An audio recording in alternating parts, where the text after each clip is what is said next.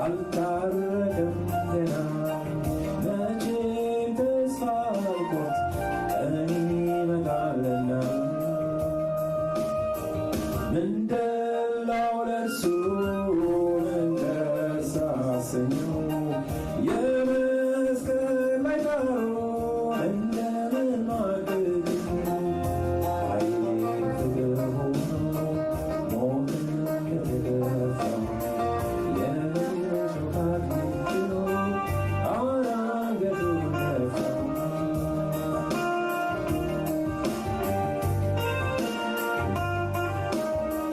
ምንድነው ለእሱ ደስ አሰኘው የመስቀል ላይ ጣሩ እንደምን ማድረግ አይ ፍቅር ሆኖ ሞትን የተገፋ የሾካት ችሎ አንገቱ ደፋ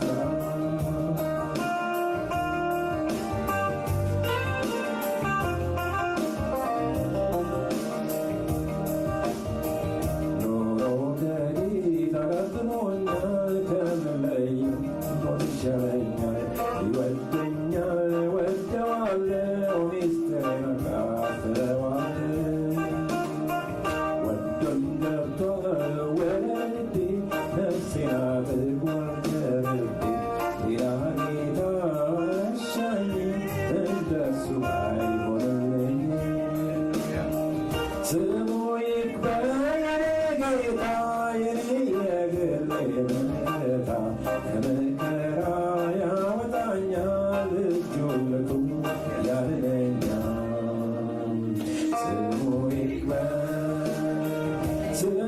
ይክበር የኔ ጌታ የኔ የግሌ መከታ ከመከራ ያወጣኛል እጁን ልኮ ያድነኛል ስሙ ይክበር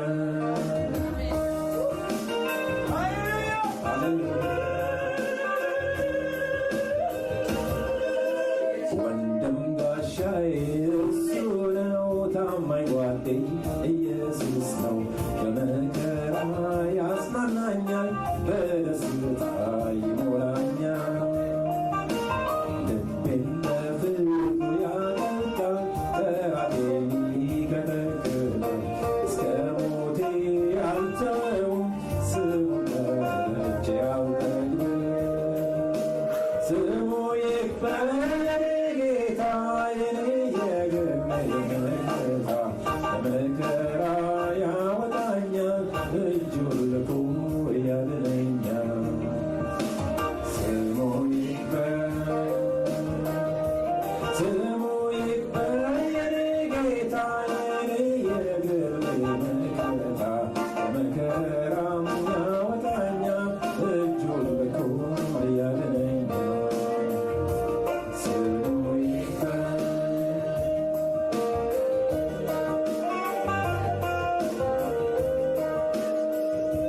ሳለቅስ እንባዬን ያብሳል ከወላጅ እናቴ ይርሳል ለዘላለም አይለየኝም ስሙን ጠርቼ አልጠግብም የድሆች አባት እሱ ነው ጉስቁልና የደመሰው መሪያችን ነው አለቃችን እናክብረው አባታችን ስሙ ይክበር የኔ ጌታ የግሌ መከታ ከመከራም ያወጣኛል እጁን ልኮ ያድነኛል ስሙ ይክበር የኔ ጌታ የግሌ መከታ ከመከራም ያወጣኛል እጁን ልኮ ያድነኛል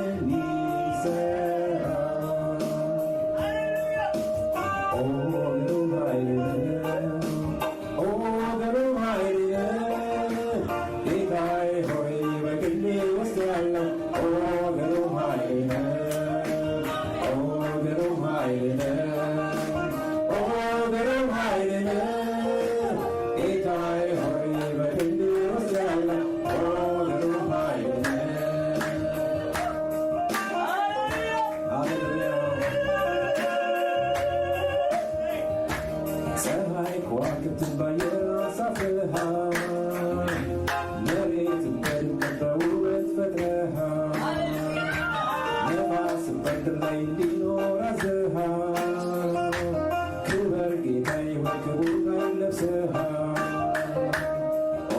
ግሩም ኃይል ነህ፣ ግሩም ኃይል ነህ ጌታዬ ሆይ በክንድህ ውስጥ ያለው ግሩም ኃይል ነህ፣ ግሩም ኃይል ነህ፣ ግሩም ኃይል ነህ ጌታዬ ሆይ በክንድህ ውስጥ ያለው ግሩም ኃይል ነህ።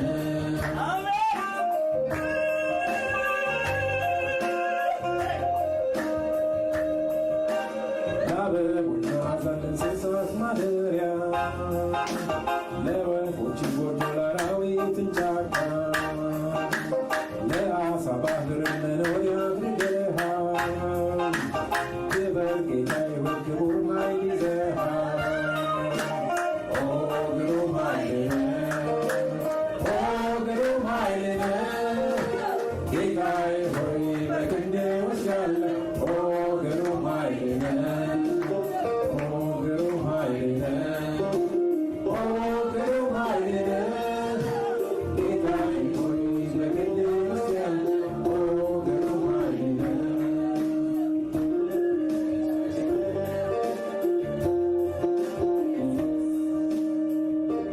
ተራራ ሸንተረር ወንዙን ሜዳውን ፈጥረሃል ጌታ ሆይ የሚሳን የለም።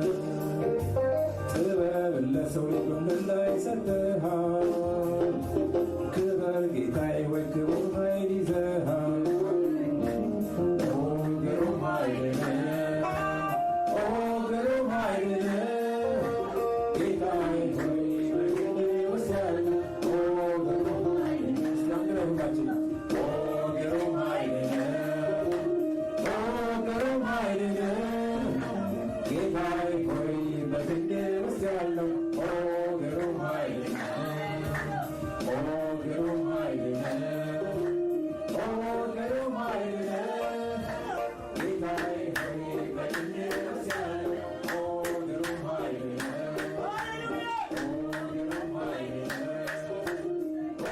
ግሩም ኃይል ነህ ጌታዬ ሆይ በክንድህ ውስጥ ያለው ግሩም ኃይል ነህ፣ ግሩም ኃይል ነህ፣ ግሩም ኃይል ነህ ጌታዬ ሆይ በክንድህ ውስጥ ያለው ግሩም ኃይል ነህ፣ ግሩም ኃይል ነህ፣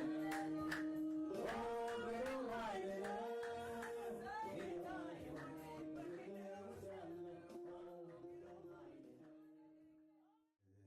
የእግዚአብሔር ቃል አቋሜ ነው ብለናል።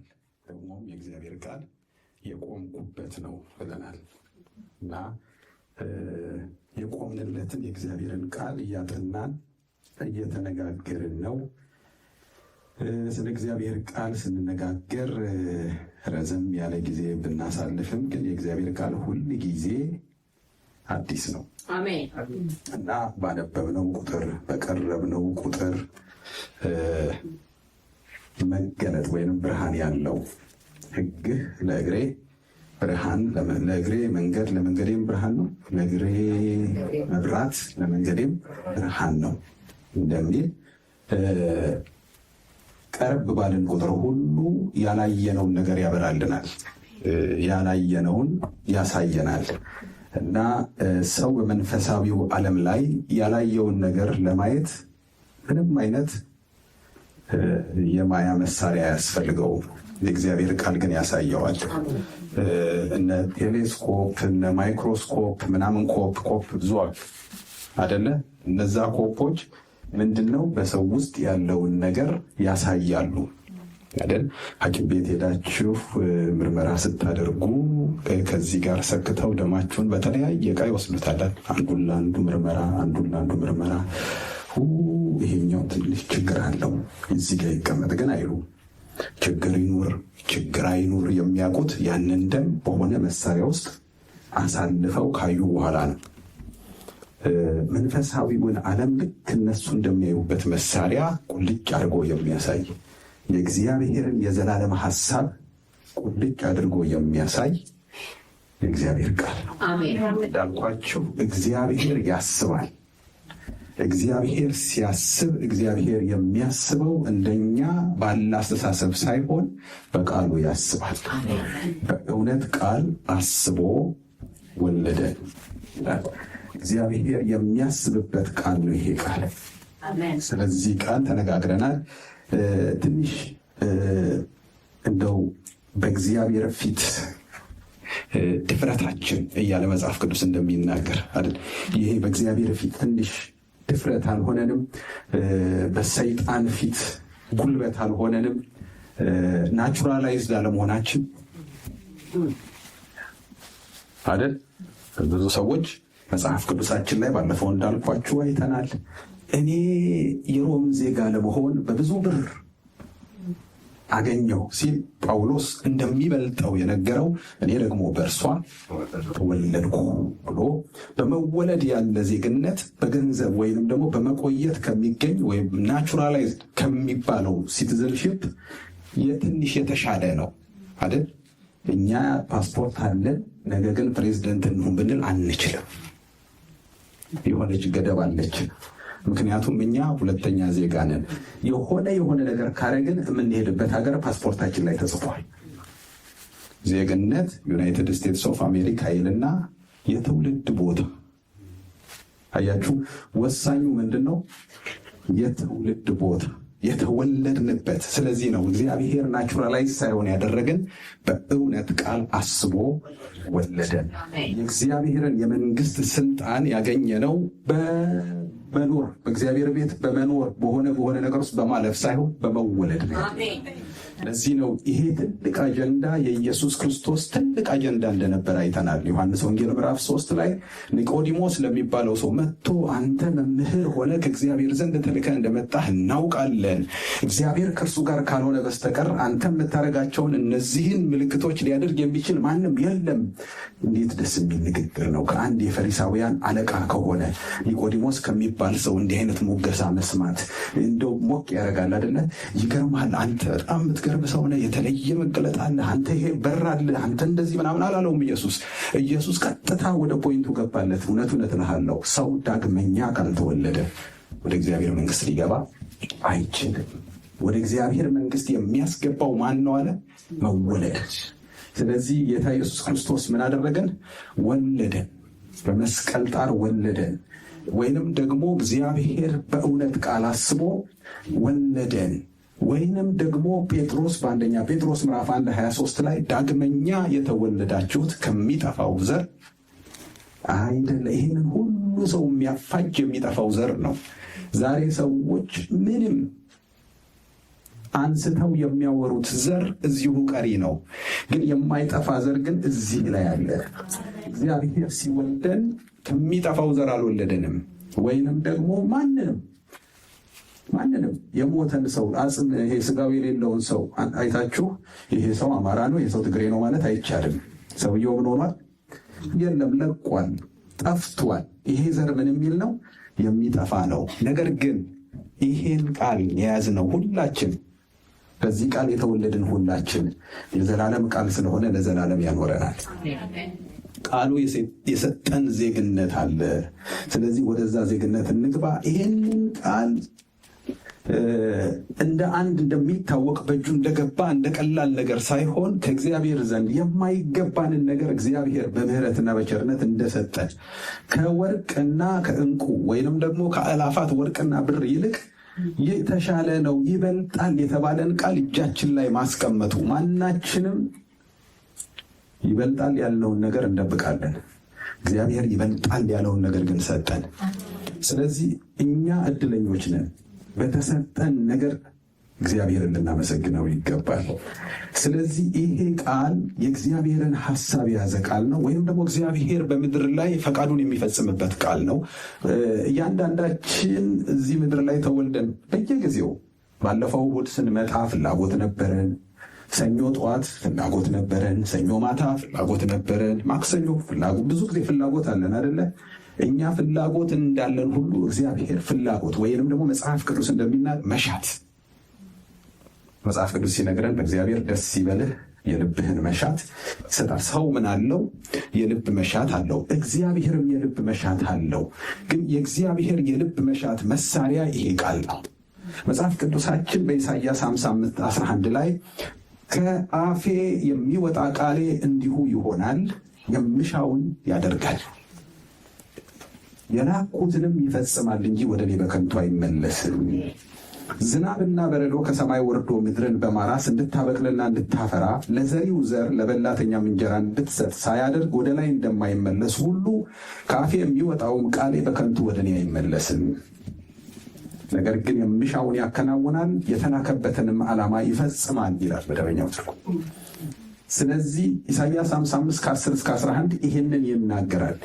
እግዚአብሔር ይሄ ቃል ወደ እርሱ የሚመለስ እኛ ጋር የእግዚአብሔርን ሐሳብ አድርሶ ወደ እርሱ የሚመለስ ስለ ዝናብ ወይንም ደግሞ መጽሐፍ ቅዱስ ስለ ማብቀል ስለ ዘር ሲናገር ይሄ በጣም የሚገባው ገበሬ ነው አይደለ? እኛንን ዛሬ ቀኑ በተለምዶ ታውቁታላችሁ አይደለ? ኢትዮጵያ በተለይ ኢትዮጵያ ያው ሲዘንብ ጭቃ አለ፣ ድሮ በእኛ ጊዜ ማለት ነው። እና ዝናብ ሊዘንብ ሲል ቀኑ ይቀፋል ይላል ሰው። ወይ የዛሬው ቀን ያስጠላል፣ ዝናብ ነው፣ ከቤት ውጡ አይልም። አቤት ይሄ ዝናብ፣ እንደው ይሄ ዝናብ ደግሞ መጣ ምናምን።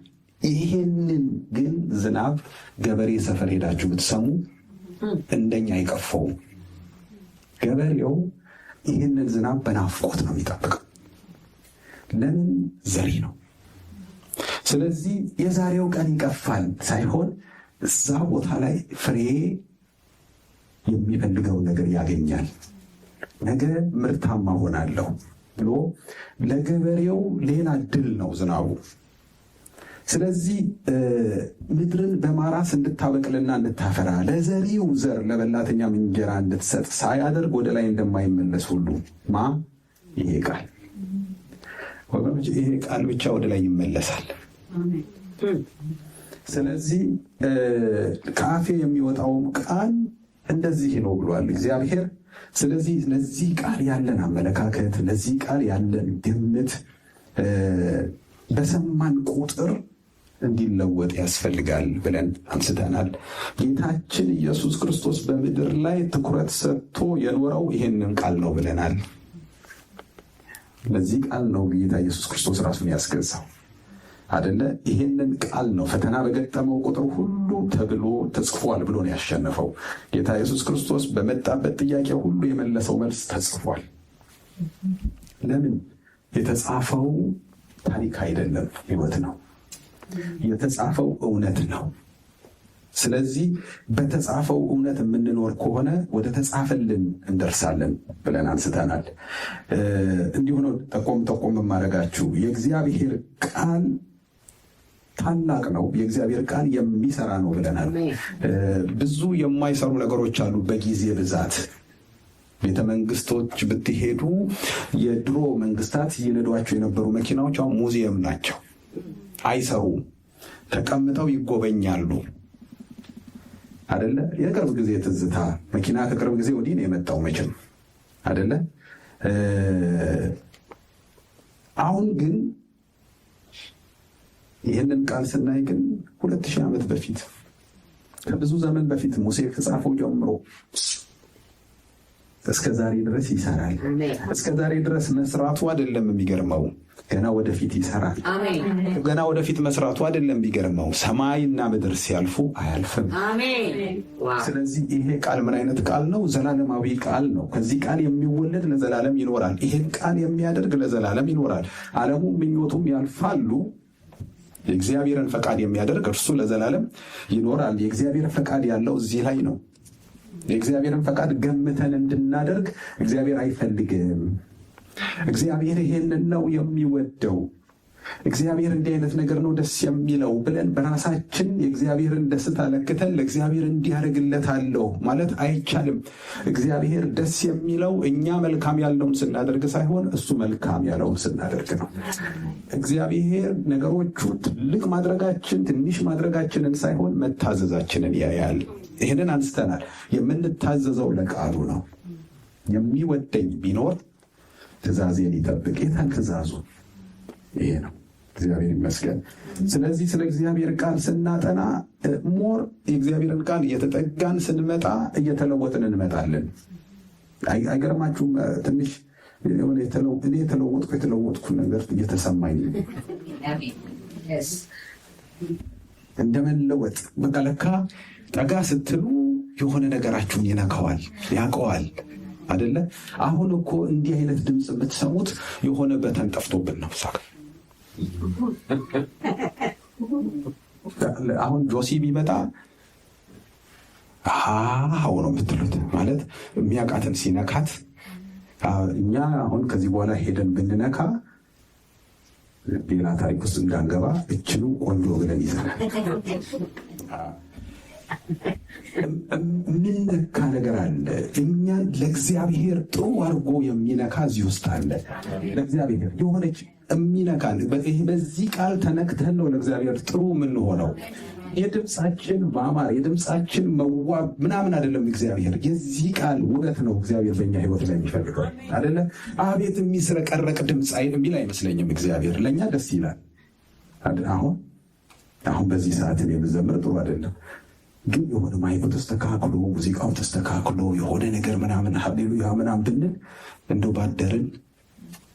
ግን እግዚአብሔር የሚመለከተው የሙዚቃን መስተካከል ሳይሆን የህይወትን መስተካከል። ህይወትን የሚያስተካክለው ደግሞ ይሄ ቃል ነው። በተናችንን የሚያውቀው ምን ጋር መነካት እንዳለብን፣ የቱ ጋር መነካት እንዳለብን ይሄ ቃል ያውቃል። ምክንያቱም የእኛ ማንዋል ነው። ወልዶናል፣ ከኛ ጋር አብሮ መጥቷል። ከዚህ መሳሪያ ጋር አብሮ የመጣ ማንዋል አለ። እኔ ባለፈው ቅዳሜ ነው ይህን መሳሪያ መጣ ነው ሰካን። እስኪ ሞዝ ቲጂም ነበረች፣ እኔም ነበርኩ። ተታሻቃል ምንድን የለም እንሰካለን። እዛ ጋር እንመጣለን፣ እዛ ጋር እንመጣለን። ምንም ነገር የለም። እልህ ያዘኝ። ዓርብ ዕለት እና ማታ ጸሎት ነበር። እዚህ የጸሎት ፕሮግራም ነበር። ሞስን ማታ እመጣለሁ አልኩት። ጆሲ ሁሉ አማላጅ ላኩበት። ነገ እመጣለሁ ብሎ ካሳመነኝ በኋላ ሞስን እስቲ አንተን ደግሞ ቀስ ብለህ ጥረው አልኩት። ማይክ ነው በል ያለኝ ብሎ ጠራው።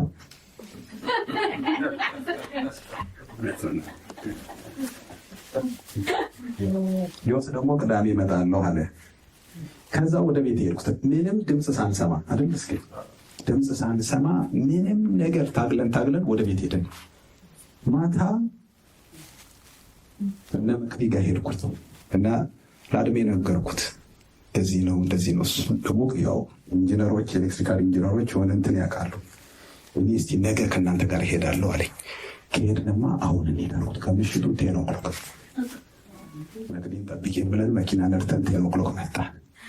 እንደመጣ እዚህ ጋር ሲደርስ ማንዋሉን አለኝ። ማንዋሉን ሰጠሁት። ማንዋሉን አነበበ። ዩቲዩብ ላይ የሆነ ነገር ከፈተ። ጠቅስ ያደረገው ትንፋሽ ሰማል። ለመጀመሪያ ጊዜ ለካ ይህን መሳሪያ ከማንም በላይ የሚያውቀው ማንዋሉ ነው። ማንዋላችን ነው።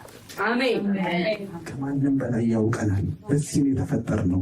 እግዚአብሔር በቃሉን የፈጠረን አለ። አሁን ብዙ ሰዎች የምናወራው እግዚአብሔር ሰማይና ምድርን በቃሉ ፈጠረ። አዎ ሰማይና ምድሩ በቃሉ ፈጥሯል።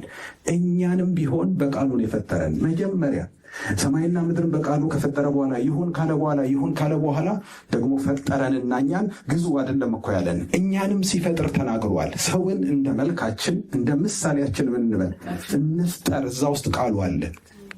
ተናግሮ ነው የፈጠረን። ከዛ በኋላ ድጋሚም ሲፈጥረን እግዚአብሔር በእውነት ቃል ወይም ደግሞ በእግዚአብሔር ቃል ወለድን። ይህ ቃል የተገኘንበት ነው። መገኛችን ነው። መመሪያችን ነው። መውጫ መግቢያችን ነው። ሁሉም ነገር የሚያሳየን የሆነ ነገራችን አልታዘዝ ሲለን የሚነካ፣ የት ጋር መብራት ሲጠፋብን የሚያበራ፣ ድምፅ ሲጎረንን የሚያስተካክል፣ ላይን ሲበላሽ ላይኑን ቀጥ የሚያደርግ፣ የድሮ ሬዲዮ ትዝ ይላችኋል? ድሮ አንድ ዘበኛ ነበሩንና በር ላይ ስገባ ሁልጊዜ እንዲህ ሲሉ ነው ያፏጫል ሁሉ አደላ። የሆነ ቪኦኤ የሚባል ከዚህ የሚተላለፍ ዜና ነበርና እሱን ለማግኘት በብዙ ፉጨት ውስጥ እንዲህ ያሉ ልክ ሲያገኟት በቃ አለቀ። ዳንቴል አልብሰው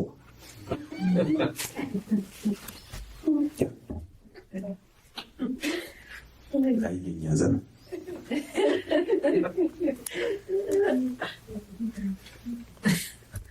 ያጸዳልናል ሰማዩን። በዚህ ቃል መሰረት ወደ እግዚአብሔር ስንሄድ እግዚአብሔር ይሰማናል አይደለ?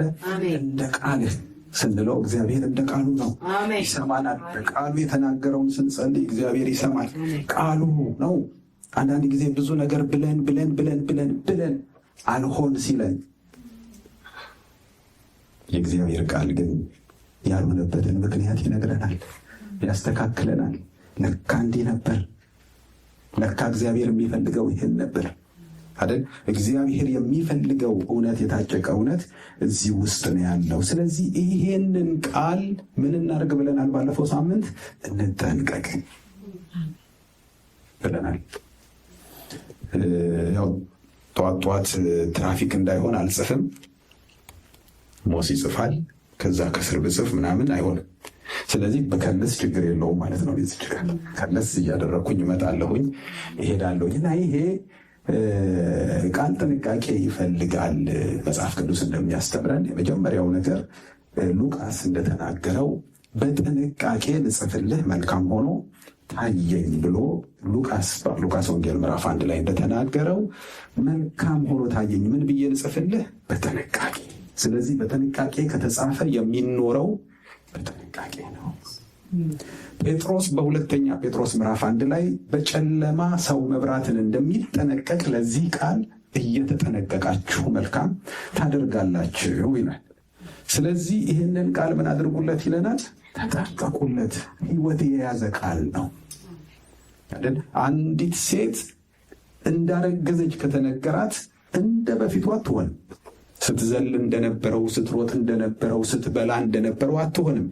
ቼክአፕ አለ፣ መመሪያ አለ፣ ብዙ ነገር አለ አይደል? ጥንቃቄ የሚባለው ነገር ይጀምራል። ከዛ በኋላ ምንድን ነው? አንዳንድ ሰዎች እኮ የአንዳንድ ሰዎችን ማርገዝ የሚያውቁት ተነግሯቸው አይደለም፣ ጥንቃቄውን አይተው ነው። ምን ነው ይችላል። እኔ አንድ ያወቅኩት ቱና ይከለከላል መሰለኝ እርግዝና ላይ እና አንድ የጓደኛ ሚስት አለች እና ሰብዌ የሚባል ሳንዱች ትወዳለች።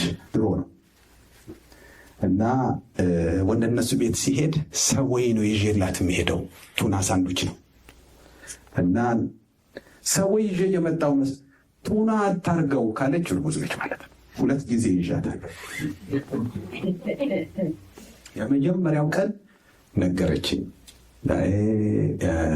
ቤቢ እየመጣ ስለሆነ ቱና ተከልክያለሁ አለች። ከዛ በዓመቱ ይሁን በ2 ዓመቱ ቱና ይዤ እየመጣሁ ነው ስላት አይደለም ችክን አድርገው ስትለኝ መጣ እንዴ ነው ያልኩት። ጥንቃቄው የመጣውን ነገር ያሳያል አይደለም? ሰዎች በውስጣቸው የሆነ ነገር ሲኖር እንደ ልባቸው አይሆኑም። ለዛ ነገር መኖር ይጀምራሉ አይደለም? ለዛ ሊያዩት ለሚወዱት ነገር፣ ለተሰጡለት ነገር ይኖራሉ። ስለዚህ እኛ ለዚህ ቃል ምን ማድረግ አለብን? መጠንቀቅ አለብን ብለናል። ስንጠነቀቅ ደግሞ የሆነ ወድቆ የሚሰበር ጥንቃቄ የሚፈልግ ብርጭቆ አለ፣ እንቁላል አለ፣ ምናምን አለ። ወድቆ ይሰበራል ወይ ይበላሻል ብለን አይደለም፣ ግን እኛ ላይ ህይወት አይሆንም። ጥንቃቄ ይፈልጋል። ወደኛ መምጣት ወደኛ መስራት ነው መግባት ይችላል ብለናል። ግን ከኛ ውስጥ በጉልበት መውጣት እንዲችል ጥንቃቄ ያስፈልጋል አይደለ? የእግዚአብሔር ቃል ወደኛ መምጣት መጽሐፍ እሱን በኋላ እንመጣበታለን። የማይሰሙ የሉም አይደለ? እግዚአብሔርን ቃል ቁጭ ብለው የሚሰሙ አሉ። ግን ሰምተው ጉልበት የሚሆናቸው፣ ሰምተው ገንዘብ የሚያደርጉት፣ ሰምተው የሚጠቀሙበት፣ ሰምተው የሚመነዝሩት ግን ጥቂት ናቸው። የእግዚአብሔርን ቃል ለመመንዘር የእግዚአብሔርን ቃል ስንቀበለው ራሳችንን በማዘጋጀት ነው ደግሞ ብለናል፣ በማጽዳት። ስለዚህ ጴጥሮስ በአንደኛ ጴጥሮስ ምዕራፍ 2 ላይ እንግዲህ ክፋትን፣ ተንኮልን፣ ሐሜትን ሁሉ ምን ብለን አስወግደን። አሁን በእርሱ እንድታድጉ ለመዳን በእርሱ እንድታድጉ አሁን እንደተወለዱ ሕፃናት የቃሉን ወተት ተመኙ። ቃሉን ተመኙት ሳይሆን ቃሉን ከመመኘት በፊት እናንተ ጋር መወገድ ያለበት ሁሉ ምን ይበል? ይወገድ። የእግዚአብሔር ቃል ሲመጣ ስፍራ ይፈልጋል። ባለፈው ሳምንት ነግሬያችኋለሁ አይደል? ይሄን አዳራሽ ገና እንደገዛ ነው አልገባንበትም። ገብተን ፕሮግራም ለመጀመር ማዕት ነገር መፍረስ፣ መሰራት፣ መታደስ ነበረበት። ብዙ ቤቶች እንደዛ ነው አይደለ? ስንሰራ ቤቱ በቃ አሁን በቃ ቤት ነው ተብሏል ብለን ዘው አንልም። መብራት መግባቱን፣ ውሃ መግባቱን፣ ኤሲ መስተካከሉን ውስጡ ያለ እዚህ ሀገር ደግሞ ጣጣው ብዙ ነው። ይቺ መብራት ካልበራች አይሆንም። ብዙ ነገር አይተን ነው የምንገባው። ብዙ መሰራት አለበት። ጥንቃቄ አለ። ሰው ለሚገባበት ቤት ሲጠነቀቅ የእግዚአብሔር ቃል ለሚገባበት ቤት ይጠነቀቃል። የእግዚአብሔር ቃል በእኛ መጥቶ መልሶ በእኛ እንዲሰራ የእኛን ልብ ይፈልጋል። ግን የጸዳ ልብ፣ ክፋት የሌለበት። ባለፈው ሳምንት አይተናል። ይህንን ሁለተኛ ጴጥሮስ ምዕራፍ 2 ላይ አይተነዋል። ክፋትን፣ ሐሜትን፣ ተንኮልን ምናምን ሁሉ አስወግደ።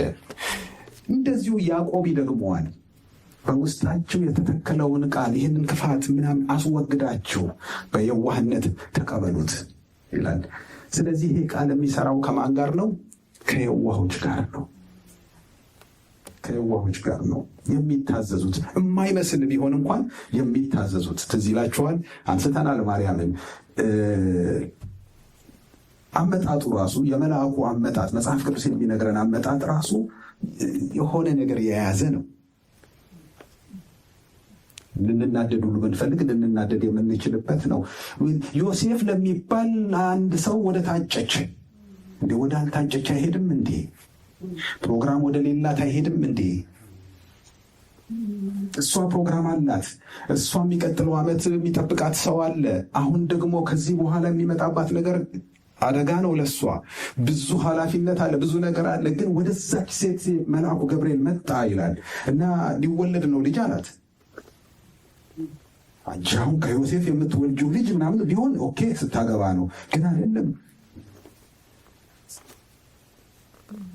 ግን እቺ ሴት የመለሰችው የመጨረሻ መልሷ እነሆኝ የጌታ ባሪያ እንደ ቃል ይሆንልኝ፣ እንደ ፕሮግራሜ ሳይሆን እንደ ቃል። የእግዚአብሔር ቃል በእኛ ላይ ይሁን፣ የእኛ ፕሮግራም ይሰረዝ እያለች ነው። እሷ እንደዛ እያለች ነው። የኔ ፕሮግራም ማለት ሰርግ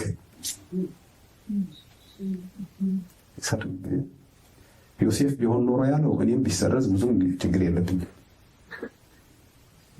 እህቶች ሰርግ ይሰረዝ። ስንት ልብስ መርጣችሁ፣ ስንት ጊዜ ሾማችሁ፣ ኮሚቴ ተቋቁሞ ስንት ነገር ሆኖ አይ ፕሮግራም ተቀይሯል ሲል ከሰማይ እንደውችን ብቻ ለምን? ምክንያቱም አንድ የምናውቃትን እህት ከረጅም ጊዜ በኋላ አገኘኋትና አወራንና ጌታ ኢየሱስ ክርስቶስ እስኪመጣ ናፍቄያለሁ አልኳት። እናንተ ደግሞ የዘንድሮ ልክ ስታገቡ ጌታ ኢየሱስ ይምጣት፣ እኛስ አናገባም እንዴ? መምጣቱን እንኳን ሳታገባ እንዲመጣ ትፈልገች። ያ ሰርግ አልበራም፣ ከዚህኛው ሰርግ አንሷል። ማርያም ግን ያንን ሰርግ ሰዎቹ ይሄንን ሰርግ ተወቹ። ሕይወት ቢያስከፍልም እንደዚህ ቢሆንም እንደዚያ ቢሆንም አይደለም፣ እንደ ቃል ግን ይሆን። እነሆኝ የጌታ ባሪያ መሆን የሚቻለው የጌታ ባሪያ በማለት አይደለም፣ እንደ ቃልህ በማለት ነው። የጌታ ባሪያ የሚያደርገን እንደ ቃሉ መሆናችን ነው። ስለዚህ ነው የጌታ ባሪያ እንደ ቃልህ ይሆንልኝ። መታዘዝን ይፈልጋል፣ የዋህነትን ይፈልጋል፣ የራስን መጣል ይፈልጋል፣ መተውን ይፈልጋል። የእግዚአብሔር ቃል ሰማይንና ምድርን የፈጠረ ታላቅ ቃል ስለሆነ ታላቅነቱ በእኛ ላይ እንዲታይ ይፈልጋል። እኛ እናዘው፣ እሱ ግን ምን ያደርገናል? ያሰናል። መታዘዝ ያለበት ቃል ነው። ይህንን እዘዝና አስተምር። ይለዋል ጳውሎስ ጢሞቴዎስ። ስለዚህ የማይሻር የማይቀየር ቃል ስለሆነ ወደኛ ሲመጣ ተቀባይነቱ እንዴት ነው? እንዴት ብለን ነው ተዘጋጅተን ነው ወይ የምንጠብቀው? የእግዚአብሔር ቃል እግዚአብሔር መጥቶ በፕሮግራማችን ጣልቃ ቢገባ ነው እንደ ቃልህ ይሆንልኝ ነው ወይንስ እንንትና አሉ እኮ ለእግዚአብሔር ፕሮግራማችንን ነግረነው አናውቅም? እንደማያውቅ መስሎን፣ ግን እግዚአብሔር ያውቃል። የሚያውቀውን ሁሉ እሺ እንድንል ይፈልጋል። ጥንቃቄ ይፈልጋል። ይሄ ቃል ጥንቃቄ ይፈልጋል ሲባል ራስን መተው ይፈልጋል ማለት ነው።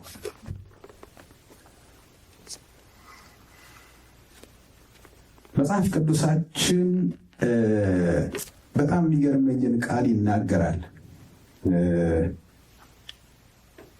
ዕብራውያን 13:7 ላይ የእግዚአብሔርን ቃል የተናገሯችሁን ዋኖቻችሁን አስቡ፣ የኑሯቸውን ፍሬ እየተመለከታችሁ በእምነት ምሰሏቸው። ዋኖች እነማን ናቸው? የሰውን ሐሳብ፣ የሰውን ምኞት፣ ሰውን ደስ የሚያሰኘው፣ ሰው የሚፈልገውን፣ የሰውን ጉዳይ፣ ያለብንን ጉዳይ ጉባኤ እናንተ እኔ ብዙ ቦታ ድሮ ጠራ ነበረ እዛም ይሄድ ነበረ እና አንዳንድ ቦታ ላይ ሲጠሩኝ እንግዲህ ጉባኤው የሚፈልገው እንዲህ አይነት ትምህርት ነው ብለው ለጉባኤው ሞቅ የሚያደርግ ነገር እንዳዘጋጅ ያው መሪዎቹ ይነግሩኛል። ስለዚህ ሄጄ በደንብ አድርጌ ደመቅ አደርገዋለሁ ማለት ነው። ስለዚህ እኔ የሰውን ፍላጎት እና የሰውን ምኞት እንጂ የእግዚአብሔርን ቃል አልተናገርኩም። እዚህ ላይ ግን ዋኖች የሚላቸው የእግዚአብሔርን ቃል የሚናገሩትን የእግዚአብሔርን ቃል የተናገሯችሁን ዋኖቻችሁ። ዋና የሚያደርገን ይሄ ቃል ለምን? ይሄ ቃል ዋና ስለሆነ። ይህንን ቃል የተናገሯችሁን ዋኖቻችሁን አስቡ። ዋና የስልጣንን ጉዳይ አይደለም የሚያወራው አይደል? የዋህነት የተሞላበት ይሄ መቀባበል ያለበት ሕይወት ያለበት መጽሐፍ ስለሆነ ዋና ነው። ስንናገረው ደግሞ እኛን ዋና ያደርገናል። ለዚህ ስንገዛ ዋና እንሆናለን። እግዚአብሔር እንደዛ አይነት ልብ ስለሰጠን እግዚአብሔር ይመስገን። እኔ ይህችን ቤተክርስቲያን የምወደው ለዛ ነው። ዋና የለንም። ዋናችን የእግዚአብሔር ቃል። ተገናኝተን መሪዎች ስንነጋገር የምንነጋገረው ዋና የምንለው ሰው የሚናገረውን አይደለም፣ የእግዚአብሔር ቃል የሚናገረው።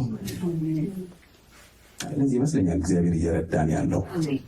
ለምን ዋና ስናደርገው ዋናችን ይሆናል። የት ነው የምታገለግለው? የክብሩ ወንጌል አማኞች ቤት ምንድን ነው የምታገለግለው? አይ እዛ መጋቢ ዋና ነህ። ዋና የለም፣ ግን ዋና ሳጅን ነው የማውቀው።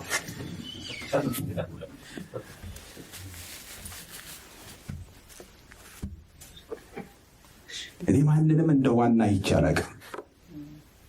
ግን አሁን እዚህ ቸርች የምናገለግለው ሙሉ ታይም ሰተን የምናገለግለው እኔና ሞስ ነን አይደለ? እኔ ሞስን አንድም ቀን እንደ ዋና ይቼው አላውቅም። የማውቀው አንድ ነገር ነው፣ ሞስ ከሌለ መቆም እንደማልችል። በቃ ይሄ የምትፈልጉት ነገር አለ አይደለ? ሰው ስታጡት እሱ እንደዛ ብሎ አያውቅም፣ ግን አውቃለሁ ሲነጫነጭ የሆነ ቦታ ሄዳለሁ ስለው ሌላ ሞት ይሆናል። ዋና የለማ፣ አለቃ የለማ። መስሪያ ቤት፣ ትምህርት ቤት፣ የሆነ ቦታ አለቃ ሲቀር ደስ አይላችሁ? የሆነ አለቃ መስሪያ ቤት አሁን አለቃ ሲቀር አቤት ያለው ነፃነት። ሞት እኔ ስቀር ደስ አይለውም። ስለዚህ ምን አይደለሁም እኔ ሞት ሲቀር ደስ አይለኝም።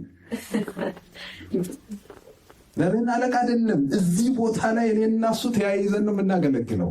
ይሄ ቃል ነው ዋናችን። ስለዚህ ይሄን ቃል ስንናገር እኛ ምን ያደርገናል? ዋና ያደርገናል። ዋና የለም እዚህ ቤት። ዋና የእግዚአብሔር ቃል ነው አይደለ? እዚህ ቁጭ ብለን እኮ ዋና የእግዚአብሔርን ቃል የነገሯችሁን ዋኖቻችሁ። እዚህ ጋር ቆሞ አንድ ሰው ሲናገር እዚህ ብዙ ጊዜ ይላል እኮ ሞሳሌ እዚህ ጋር ሲመጣ አሁን አይደለሁም ይላል። እዚህ ቦታ ላይ አይደለ? ስለዚህ እዚህ ቦታ ሲቆም እሱ አይደለም። ማን ነው እዚህ ጋር ያለው?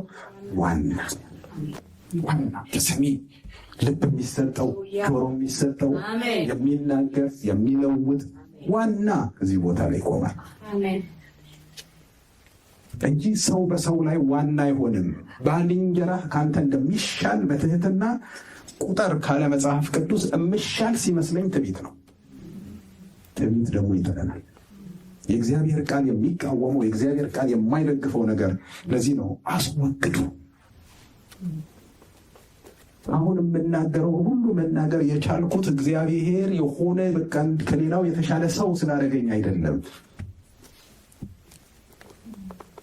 ቃሉ ነው። የሆነ ነገር አይደለም። ሰዎች እኔን ሲያዩ እንዲገረሙ ነው። እግዚአብሔር እዚህ ጋር አሁን በማይክ እግዚአብሔር ይናገር። አይ የእግዚአብሔር ቸርነት ሰው እንዲል ነው። እንዴት ነው የእግዚአብሔር ቃል ይሄ እውነት፣ ይሄ የከበረ እውነት በእኛ የሚነገረው? ይሄ እኮ ራሱ በቃ እግዚአብሔርን እንድንፈራው ያደርገናል። አስቧቸው ይላል። የኑሯቸውን ፍሬ የተመለከታችሁ በእምነት ምሰሏቸው። በደንብ የኑሮውን እዚህ ቦታ ላይ የምንለው ቤታችን፣ ሁሉ ነገራችን ግልጽ መሆን አለበት፣ መታየት አለበት። እችንን አንድ እሑድ ቀን ብል ይሻላል። ምክንያቱም አሁን ትጄ የለች። ስለ ቤት አሁን ብፎክር ምን ጥቅም አለው? ይህ ሰውዬ ሌላ ሚስት አለው ወይ ብላለች አሉ አንዷ። ሚስቴ ይላል እዚህ ይመጣና መድረክ ላይ ሲቆም እንደ ሚስት ብትሆኑ ምን ቤት ሲገባ ያጋጫል።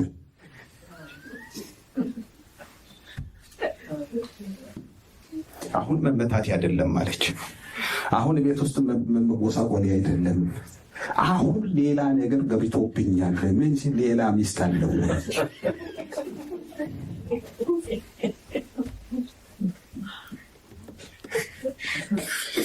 የኑሯቸውን ፍሬ የተመለከታችሁ በእምነታቸው ምሰሏቸው። ዋኖች እነማን ናቸው? ዋና ለመሆን አናገለግልም። ዋናውን ይዘን እናገለግላለን። ልንበላለጥ ልንፎካከር አይደለም። እዚህ ጋር የምንቆመው ዋናው ተናግረን ራሳችንን ለማጋለጥ እዚህ ጋር የምንናገረው ይታያል ወይ? ስለዚህ የእግዚአብሔር ቃል ዋና ነው፣ የሚሰራ ነው፣ ተያይዘን እንድንሄድ የሚያደርግ ነው፣ የሚያቀባብል ነው፣ ትህትና ነው። መጽሐፍ ቅዱስ ብዙ ሰዎች ስለ ጸጋ ብዙ ጊዜ ብያቸዋለሁ። ስለ ጸጋ ሲያወሩ ጸጋ ነፃ ስጦታ ነው፣ ጸጋ በነፃ ነው። መጽሐፍ ቅዱስ ግን አይልም። ጸጋ ነፃ የሆነው ስለረከስ አይደለም፣ ገንዘብ ስለማይገዛው ነው። ነፃ እኮ አይደለም። ግን እግዚአብሔር ጸጋውን ዝም ብሎ ይሰጣል አይልም፣ ለትሑታን ነው የሚለው። ጸጋ ባህሪ ይፈልጋል። እግዚአብሔር ጸጋን ለማን ይሰጣል? ለትሑታን ይሰጣል። ስለዚህ ትሑት የሚያደርገን ይሄ ቃል ነው። ትሑት የምንሆነው በእነንትና ፊት አይደለም፣ በዚህ ቃል ፊት። ሰው በዚህ ቃል ፊት ትሑት ሲሆን ነው በእግዚአብሔር ፊት ትሑት መሆን የሚችለው። በዚህ ቃል ፊት ትሑት መሆን ማለት ይህንን ቃል ሲገልጡ ቢያምንም ሊታዘዙ መግለጥ ማለት ነው።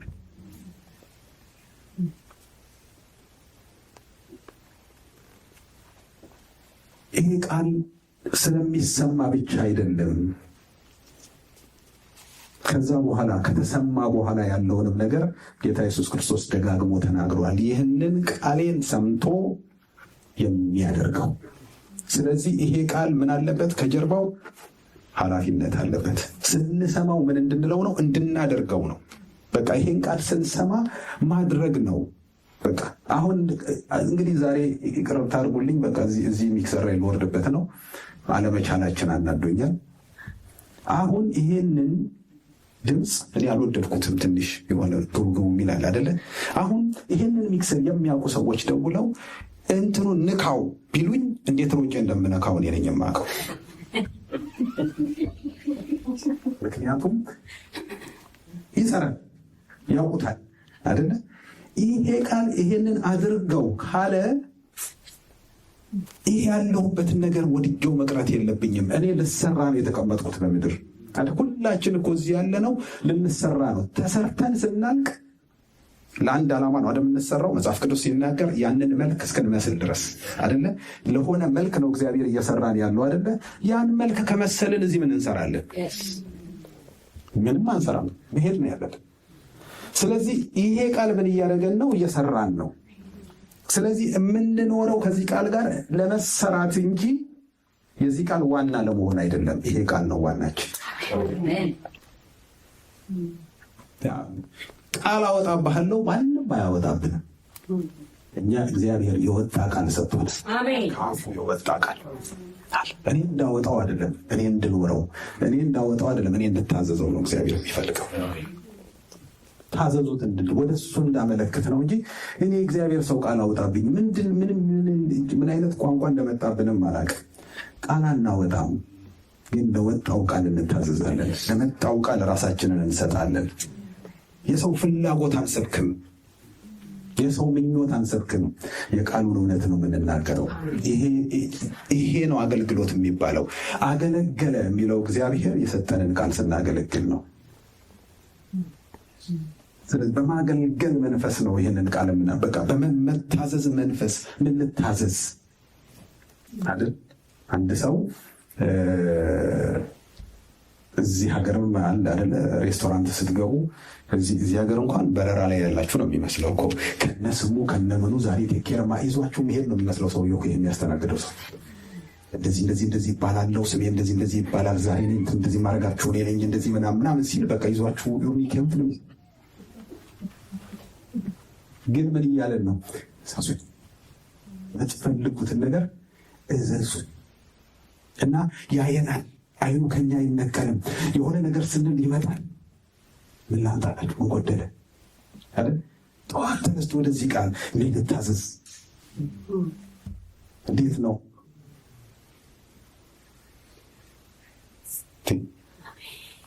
አንድ ጊዜ ነግሬያቸዋለሁ። ድሮ 5 o'clock ላይ ጠዋት በሚጸለይበት ጊዜ አንዳንዴ እገባለሁ ስነቃ እና ልቀን ቲጂ ነበረች የምትመራው ቲጂ ዘግሽ እና ምን አለች? ዛሬ ከኔ ጋር አብሮ የነቃውን ቃል አንብብላችሁ አለች። ደነገጡ። ከኔ ጋር አብሮ ስንት ነገር እኮ ነቅቶ ያውቃል። አብሮ ብዙ ጭንቀት ነቅቶ ያውቃል አይደል? በቃ አብሮን የሚነቃ ብዙ ነገር አለ። ቃል አብሮ የነቃ ስትል ደነገጡ። ከእግዚአብሔር ጋር አብሮ መንቃት ይችላል። ይዘነው እንድንነቃ፣ ይዘነው እንድንተኛ፣ ይዘነው እንድንወጣ፣ ይዘነው እንድንገባ ይህንን ቃል አይደለ? ይህንን ቃል አሁን ምን ያገናኘዋል? አሁን ዱላ አለ፣ በዱላ ባህር ተመታ፣ ተከፈለ። እንደገና ደግሞ መጣ ከሰማይ መና ተበላ። እሺ ከአለት ውሃ ወጣ ተጠጣ። ደመናው ይመራል ምን ይላል በቃ ምናምን። ከዛ ይህንን የሚያደርገው ሰውዬ ሲሞት ሌላ ሰው መጣ። እግዚአብሔር ወደ ማን መጣ? ወደ ኢያሱ መጣ ይላል። ባሪያዬ ሙሴ ሞቷል። አሁን እያረዳው አይደለም እኮ ግን የዚህ ሕግ መጽሐፍ ካፍህ ሃሌሉያ አሜን እየመራ ነው አይደል? ሊመራ ነው፣ ይዞ ሊሄድ ነው፣ ወደ ተስፋው ምድር ሊገባ ነው። ጦር ብዙ የሚጠብቀው ነገስታት አሉ፣ ብዙ የሚጠብቀው ዮርዳኖስ አለ፣ ስንት ታሪክ አለ። ነገር ግን እግዚአብሔር የሆነ የሚጠብቅ ነገር አለ፣ እንደዚህ የሚጠብቅ ነገር አለ፣ ተዘጋጅ እንዳተኛ ምናምን አይደለም ያለው። የዚህ ሕግ መጽሐፍ ካፍህ አይለይ፣ ትጠብቀው ዘንድ በቀንም በሌሊትም አስበው፣ ከዚህ ወደ ግራና ወደ ቀኝ አትበል። ምን አይነት መመሪያ ነው! እስራኤልን በምድረ በዳ የመሩ ሰዎች ይህን ቃል ይዘው ከመሩ እኛም መንገደኛ ነን። የሚያደርሰን ይሄ ቃል ነው። ለዚህ ቃል ነው የምንታዘዘው፣ ለዚህ ቃል ነው የምንገዛው። ከዚህ ቃል ወደ ቀኝ አይቻልም፣ ከዚህ ቃል ወደ ግራ አይቻልም። ነገር ግን በቀንም በሌሊትም አንዳንድ ጊዜ ሌሊት መነሳት ይኖርብን ይሆናል። ውሃ ልንጠጣ ሽንትን ሻና ልነሳ የለ ልናነብ እንነሳ ጥሩ ይመስለኛል።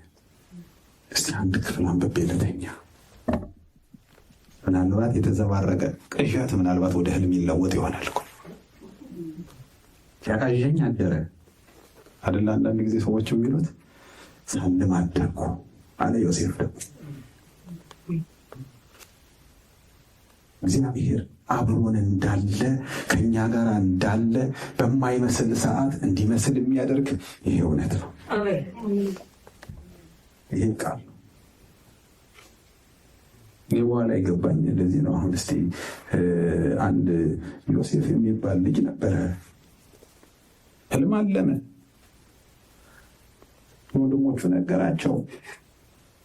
እሰይ ረሃብ ሲመጣ አንተ ትገላግለናለህ፣ በቃ ችግር የለም፣ መስገድ መነሳቱ ምናምን የነዶ ጉዳይ አይደለም፣ አሁን የኑሮ ጉዳይ ነው፣ አንተ ያየኸውን ነገር እንጠብቃለን ምናምን። ማርያም በልቧ ትጠብቀው ነበር ይለናል መጽሐፍ ቅዱስ። እነዚህ መጠበቅ አቃታቸው፣ ህልመኛው አሉት። ምግብ ይዞላቸው ሲመጣ ያረጉትን ታውቃላችሁ። ጉድጓድ ውስጥ አሉት። ከዛ ደግሞ አውጥተው ለእስማኤላውያን ሸጡት። እኔ የመጀመሪያው ዙር እነዚህ ሰዎች አምጥተው ጉድጓድ ላይ ሲጥሉኝ ነበር እግዚአብሔር ትቶኛል የምለው እኔ ብሆን። ዮሴፍ አላለም፣ ሄደ። ከዛ ከጉድጓድ ወጣ፣ ከእስማኤላውያን ጋር ሄደ። ከዛ በኋላ ጲጥፋራ ቤት ገባ። ደህና ሊኖር ስልጣን ተሰጥቶት ከሚስቱ በስተቀር ሁሉንም ምን አለው ሰጥቶ ስልጣን ሁሉ ተሰጥቶት እየኖረ እያለ ሚስትየው ነገር አመጣች እና አሁን ሚስትየው ነገር ስታመጣ ና ከኔ ጋር ተኛ ስትለው እንደዚህ አይነት ክፉ ኃጢአት በእግዚአብሔር ፊት ለካ እግዚአብሔር ፊት እንዳላልተው አልረሳም። እሱ ያ ሁሉ ቢያልፍበት ያ ሁሉ መከራ ጉድጓድ ውስጥ ቢጣል ቢሸጥ የሆነ መከራ ውስጥ ቢገባ ግን በእግዚአብሔር ፊት እንደሚኖር ያውቃል። ይህን ክፉ ነገር ቤት በእግዚአብሔር ፊት እግዚአብሔር ከኛ ጋር ያለ በማይመስልበት ጊዜ እንኳን እግዚአብሔር ፊቱ እንዳለን የሚያሳየን ይህ እውነት ነው። እግዚአብሔር ፊት ነን። በዚህ ቃል ፊት ስንሆን በእግዚአብሔር ፊት ነን። ስለዚህ ለዚህ ቃል ጥንቃቄ በጣም ወሳኝ ነው። ይሄ ቃል መሳሪያችን ነው። አንድ ድሮ አንድ አዲስ ኪዳን ነበር ጌዶንያውያን ምናምን የሚል እስኪ ያስታውሰዋል። የድሮ መዝሙር እየተመለስን እኮ ነው ማለት ወደ ንጉሱ እና እዛ ላይ ይሄ ቃል ለአውሮፕላን መሪ ለአውሮፕላን ነጂ ኮምፓስ እንደሆነ እላዩ ላይ የተጻፈ ነገር ትዝ ይላል። ይህንን ቃል የያዘው የአውሮፕላን ነጂ ያኔ ጂፒኤስ እኮ የለም፣ ኮምፓስ ነው የሚባለው መሰለኛን ጊዜ ኮምፓስ እንደሆነ ይመራሃል፣ እንደዚህ እንደሆነ እንደ መኪና ያደርሰሃል፣ እንደዚህ ምናምን ተብሎ ላዩ ላይ ተጽፏል። ዝም ብለን እንደሆነ እንደተጻፈ ነገር ነበር የምናየው። ውስጡ ስንገባ ግን ሲመራን አየነው። እውነት ነው፣ ይመራል፣ ያደርሳል። ነገሮች ኮረኮንች ነገሮች የሆነ ገደላ ገደል መሆናቸውን እናያለን እንጂ ዞር ስንል ተሻግረናቸዋል። መቼ? በዚህ ቃል እውነት። ስለዚህ ይሄንን ቃል መጠንቀቅ ያስፈልጋል። ይሄንን ቃል መምሰል ያስፈልጋል። ይሄ ቃል ሊያዋርደን ያስፈልጋል፣ ወደ ታች ዝቅ ሊያደርገን። ይሄ ቃል እግዚአብሔር ምንድን ያለው? በቃሌ ወደሚንቀጠቀጥ ይሄ ቃል ደረቴን አይደለም የሚያስነፋኝ፣ ሊያስፈራኝ፣ እግዚአብሔርን እየነገረኝ እግዚአብሔርን ልፈራው ያስፈልጋል። የጥበብ ሁሉ መጀመሪያ እግዚአብሔርን መፍራት ነው። የጥበብ ሁሉ ደግሞ ቃል ይሄ ነው። እግዚአብሔርን እንድንፈራው የሚያደርገን እግዚአብሔር የሆነ አውሎ ነፋስ አምጥቶ የሆነ እንትን እሳት አውርዶ አይደለም፣ ቃሉ ላይ የሚፈራ አምላክ እንደሆነ አይደለም። በቃሌ ወደሚንቀጠቀጥ መንቀጥቀጥ ካለብን በቃሉ ወደዛ እንድንቀጠቀጥ መጽሐፍ ቅዱስ ይመክረናል። የእግዚአብሔርን ቃል ከጀመርን ይህን ትምህርት ከጀመርን ጀምሮ ሁልጊዜ እንዘምራለን። የአምላኬ ቃል አያረጅ።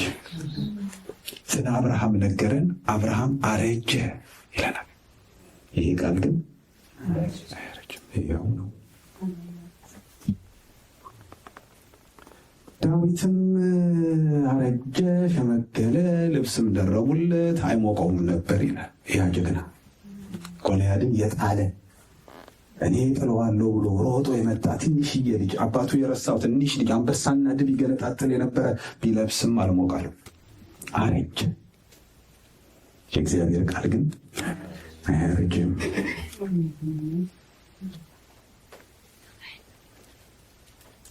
እኛም እንደዛ ነን።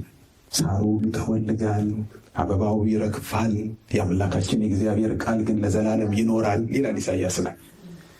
ስንት ነገር ተቀይሯል። ስንት ነገር ተቀይሯል በዘመናችን። ነገር ግን የእግዚአብሔር ቃል አልተቀየረም። የሰው ጭንቅላት በዛ ዘመን ይሄንን እንደማይጽፈው እናውቃለን። የማያልቅ እውነት፣ የማያልፍ እውነት እዚህ መጽሐፍ ላይ አለ። ስለዚህ ይህንን ቃል በጣም በቀረብነው ቁጥር ነው የምንወደው፣ ባየነው ቁጥር ነው የምንወደው፣ በገለጥነው ቁጥር ነው የምንወደው እና የሆነ ነገር በቃ አይወስደንም፣ አንወስድም፣ በእኛ ውስጥ ይሰራል። ጌታችን ኢየሱስ ክርስቶስ ስለዚህ ቃል ሲናገር ማርቆስ ምዕራፍ 4 ላይ የዘሪውን ምሳሌ እንዲህ ሲል ተናገረ ብሎ የእግዚአብሔር ቃል የወደቀባቸውን ቦታዎች ያነሳቸዋል። አሁን ባነሳው አልጨርሰውም። ስለዚህ የሚቀጥለው ሳምንት ላይ እነሱን ይዘን ምን አይነት መሬት እንሆን፣ ምን አይነት መሬት እግዚአብሔር እንዴት ይስራብን፣ ለእግዚአብሔር ምን አይነት ሕይወት እንስጠው የሚለውን እናያለን። እግዚአብሔር ከኔ ምን ይፈልጋል? ሰው ሆይ እግዚአብሔር ካንተ ዘንድ የሚሻው ምንድን ነው? እግዚአብሔር የሚሻው ነገር አለ። መልካሙን ነግሮሃል። እግዚአብሔር መት ነው የነገረን። ይሄ ቃል ሲገባን እርግጠኛ ነኝ አሁን አለ በዚህ በኩል ሚካኤል በዚህ በኩል ገብርኤል መጥተው አሁን አንድ ጥቅስ አነባለሁ ቢሉ ከዚህ ጋር የተጣበቀ ሰው እሺ ብሎ ነው የሚጠብቃቸው። ይህ ቃል እውነት የማይመስለው ነው የሚጮኸው የሚለው ግን ልክ እነሱ ቢመጡና ቢናገሩት እንደሚሰራ ዛሬም ይሰራል። እንዲሁም ይሰራል። የእግዚአብሔር ቃል የሚሰራ የሚሰራ ነው፣ የማያረጅ ነው፣ ሁልጊዜ ትኩስ ነው። ትኩስ ነው። እኔ ጠዋት እንቁላል ጠብሼ መጥቼ ከሆነ አሁን ሲሄድ ቀስቅሷል። የዛሬ ስንት ሺህ ዓመት የተጻፈ መጽሐፍ ዛሬ ትኩስ ነው። ዛሬ ይሰራል። ዛሬ ያንቀጠቅጣል፣ ያስፈራል። ቅድም በዝማሬው አካባቢ ላይ ሲጀምር እስኪ የነገረንን ኃይል አለው፣ ያንበረክካል፣ አመፀኞችን ልብ ይሰብራል። ይህ እግዚአብሔር ቃል እውነት ነው። አንድ ጊዜ ተማሪዎች እያለን አንድ የጓደኛችን እህት አለች፣ መከላከያ ሚኒስቴር ውስጥ የምትሰራ ነች። ቀጥሮ ስልጣን ያላት ነች። ገብርኤሎች ሁለት ሐምሌና ታህሳስ ገብርኤል ያመቱ ይባላል። እሷ ቤት ልዩ ድግስ ነው። የአማረንን የምንበለው ያኔ ነው። እና አንድ ቀን ማታ ነው ደግሞ የሚሄደው። ቀን ቀን ጭፈራው ምኑ ስለሚደራ ማታ ግን ያው ምግቧ እንዳታመልጠኝ ይሄዳለሁ። እና ሲሄድ ጓደኛዋ ነግሬያቸዋል። ጓደኛዋ ኤርትራውያን ናቸው እና የመስሪያ ቤት ጓደኛዋ እዛ ቁጭ ብሏልና ይሄ ጴንጤ ደግሞ መጣ እና ምን አለችና የሆነ ነገር ተወራ። እንዲሁ ሲወራ በወሬ መካከል ልጁ እውነት ለመናገር አለ እውነት ለመናገር እኔ መጽሐፍ ቅዱስን አላምንም፣ እውነት ነው ብዬ አላምንም። ሌላው ቢቀር እግዚአብሔር አለ ብዬ አላምንም። ግን መጽሐፍ ቅዱስን ብዙ ጊዜ አንብቤዋለሁ። መጽሐፍ ቅዱስ እውነት ከሆነ ጴንጤ ነው እውነት አላለ። ችግሩ ግን መጽሐፍ ቅዱስ ራሱ እውነት አይደለም። ከእሷ ይልቅ እሱ አስደነገጠኝ እና በዛ ምክንያት ትንሽ እንደቆየን ግርግሩ ተነሳ። የኤርትራ ሰዎች ሲወሰዱ እነሱም ሄዱ። ገና ጦርነቱ አልተነሳም። የእሷ ወንድም ነው የኔ በጣም ጓደኛዬ። እኔ እና እሱ ደግሞ ተያይዘን ኬንያ ሄድን። ከዛ ቆይተን የዛሬ 2 ዓመት ነው ከኦልሞስት 30 ዓመት ሊሆነው አስመራ ሄድኩ።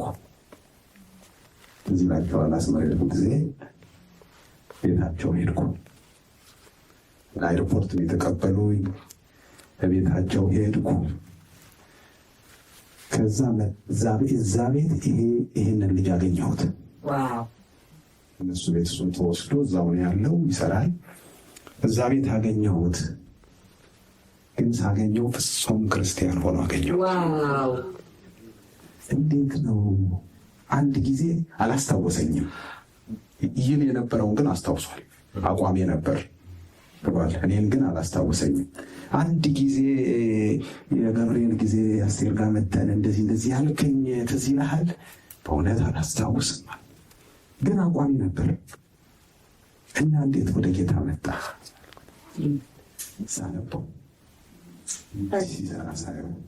ሳነበው እውነት ሆኖ ሳየው የተናገረው እየተፈጸመ ሲመጣ የእግዚአብሔር ቃል ነው አልኩት። የእግዚአብሔር ቃል ነው ያልኩለት እግዚአብሔርን አገኘሁት። አሁን ያገለግላል። ታስሮ ተፈቶ ታምጦ ጉልበት አለው። እግዚአብሔር ቃል ይለውጣል፣ ጠማማን ያቀናል፣ የተሰበረን ይጠግናል። የእግዚአብሔር ቃል ነው። ይሄ የእግዚአብሔር ቃል ብለን የምናነበው የእግዚአብሔር ቃል ብለን የምንይዘው ቃሉ በተለያየ ከለር ስለመጣ በሆነ ነገር ስለመጣ እላዩ ላይ መንፈስ አለበት። የትኛዋን በተን እንደሚነካ ያውቃል። ያችን ነገር ይነካና ወደ እግዚአብሔር ያቀርበናል። በዚህ ወደ ሀሳባችን፣ በዚህ ወደ ምኞታችን ሳይሆን በዚህ ወደ እግዚአብሔር እንቅረብ። መሻቱ ነው አይደል የተገለጠው? የምሻውን ያደርጋል አይደል ያለው? የእግዚአብሔር መሻት አለ። እግዚአብሔር አሁን እኔ የሆነው እስከ የሚሆነው ተስፍሽ የሚሆነው ያው መሻት አለው። እንዲህ ሆኖ አንድ ሰው ልጁ ትምህርት ቤት ኮሌጅ ሲገባ እንዲሆን የሚፈልገው እንዳለ ሁሉ እግዚአብሔር ሁላችንን ሲያየን እንድንሆን የሚፈልገው መሻት አለው። ወደዛ መሻት የሚያመጣን ግን ይሄ ቃል ነው። ለዚህ ቃል እግዚአብሔር ይባርከን። እግዚአብሔር ይመስገን።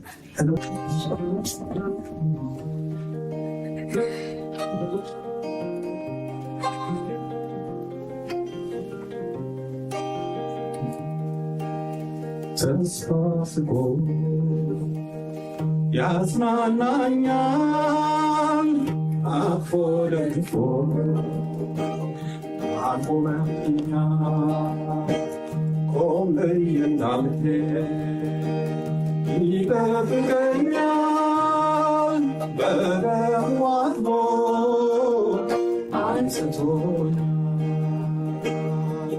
የአምላኬ ቃል አያረጅም፣ የኢየሱስ ቃል አያረጅም።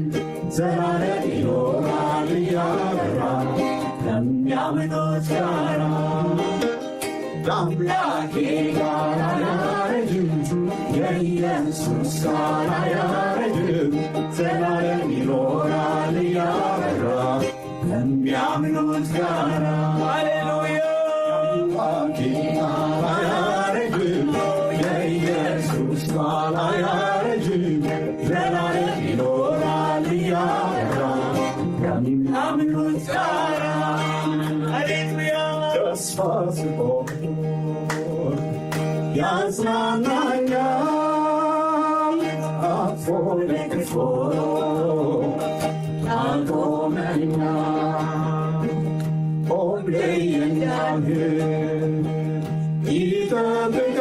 ይጠብቀኛል። በደሙ አጥቦ አንጽቶኛል። የአምላኬ ቃል አያረጅም፣ የኢየሱስ ቃል አያረጅም። ዘላለም ይኖራል እያበራ ከሚያምኑት ጋራ። የአምላኬ ቃል አያረጅም፣ የኢየሱስ ቃል አያረጅም። ዘላለም ይኖራል እያበራ ከምናምነው ከሚያምኑት ጋራ። የአምላኬ ቃል አያረጅም፣ የኢየሱስ ቃል አያረጅም። ዘላለም ይኖራል እያበራ ያመኑት ጋራ ከደረቋትም ተስፋ የሌላቸው ዛሬ ለምልመው ላለቀ ጉዳይ የሞተ ነገር ሕይወት ያገኛል ጌታ ሲናገር ጌታ ሲናገር ጌታ ሲናገር ጌታ ሲናገር ጌታ ሲናገር የደረቋትን ተስፋ የሌላቸው ክብር ቆሙ ዛሬ ለምልመው ላለቀ ጉዳይ የሞተ ነገር ሕይወት ያገኛል ጌታ ሲናገር ጌታ ሲናገር ጌታ ሲናገር ጌታ ሲናገር ጌታ ሲናገር ደረቋትን ተስፋ የሌላቸው በክብር ቆሙ ዛሬ ለምልመው ላለቀ ጉዳይ የሞተ ነገር ሕይወት ያገኛል ጌታ ሲናገር ጌታ ሲናገር ጌታ ሲናገር ጌታ ሲናገር ጌታ ሲናገር ንጋቱ ኮከብ አበራ ጌታ ኢየሱስ በሁሉም ስፍራ ማን ያግደው ይታረው ይቆራረጣል ሰይፍ ነው ማን ያግደው ይታረው የንጋቱ ኮከብ አበራ ጌታ ኢየሱስ በሁሉም ስፍራ ማን ያግደው ይቆራረጣል ሰይፍ ነው ማን ያግደው የንጋቱ ኮከብ አበራ ጌታ ኢየሱስ በሁሉም ስፍራ ማን ያግደው ሰይፍ ነው ማን ያግደው